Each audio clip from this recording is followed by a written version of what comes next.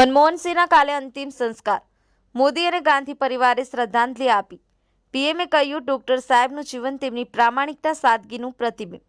પૂર્વ વડાપ્રધાન ડોક્ટર મનમોહન સિંહનું ગુરુવારે રાત્રે નિધન થયું. તેઓ 92 વર્ષના હતા. વડાપ્રધાન નરેન્દ્ર મોદી અને ગૃહમંત્રી અમિત શાહ તેમના નિવાસસ્થાને પહોંચ્યા અને તેમને શ્રદ્ધાંજલિ આપી. અહીં કેન્દ્રીય કેબિનેટની બેઠક શરૂ થઈ ગઈ છે, જેમાં પૂર્વ પીએમની શ્રદ્ધાંજલિ આપવામાં આવશે. મનમોહન લાંબા સમયથી બીમાર હતા. ઘરે બેભાન થયા બાદ તેમને રાત્રે 8 કલાકે દિલ્હી એમ્સમાં લાવવામાં આવ્યા હતા. હોસ્પિટલના પ્રેસ રિલીફ અનુસાર તેમણે રાત્રે 9:51 વાગ્યે અંતિમ શ્વાસ લીધા હતા. મનમોહન સિંહ 2004માં દેશના 14મા વડાપ્રધાન બન્યા હતા. તેમણે મે 2014 સુધી આ પદ પર 2 કાર્યકાળ પૂર્ણ કર્યા હતા.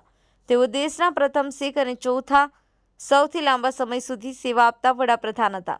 મનમોહન સિંહના નિધનના કારણે કેન્દ્ર સરકાર 7 દિવસનો રાષ્ટ્રીય શોક જાહેર કર્યો છે. તેમજ શુક્રવારના નિર્ધારિત તમામ કાર્યક્રમો રદ કરવામાં આવ્યા છે.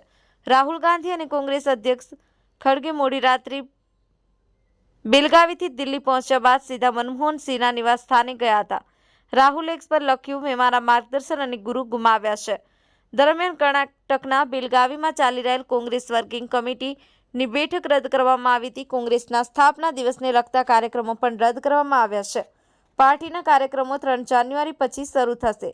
મનમોહનના પાર્થિવ દેહને આવતીકાલે કોંગ્રેસના મુખ્યાલયમાં રાખવામાં આવશે, જ્યાં સામાન્ય લોકો તેમને શ્રદ્ધાંજલિ આપશે. મળતી માહિતી મુજબ આવતીકાલે મનમોહનના અંતિમ સંસ્કાર થશે. તેમની દીકરીઓ આજે આ સાંજ સુધીમાં અમેરિકાથી ભારત આવશે, જ્યાં અંતિમ સંસ્કાર કરવામાં આવશે. તે સ્થળ વડાપ્રધાન કાર્યાલય પીએમઓ દ્વારા નક્કી કરવામાં આવશે. Chauhan Jayantikumar, the mirror news, Una.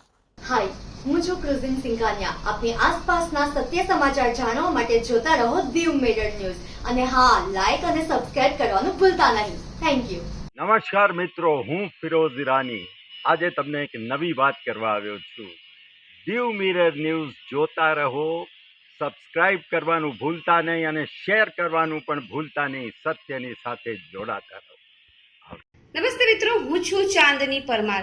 આપની મનપસંદ ચેનલ એટલે કે દીવ મિરર ન્યૂઝ ચેનલને લાઈક કરો, શેર કરો અને ફોલો કરો. અને હા, તેમાં દરરોજ તાજા સમાચાર જોવાનું ભૂલશો નહીં. દીવ મિરર ન્યૂઝ દરરોજ લાઈવ અપડેટ. ગુજરાત રાજ્ય, દેશ, દુનિયાના તમામ બ્રેકિંગ સમાચારો નિહાળો દીવ મિરર ન્યૂઝ ચેનલ પર.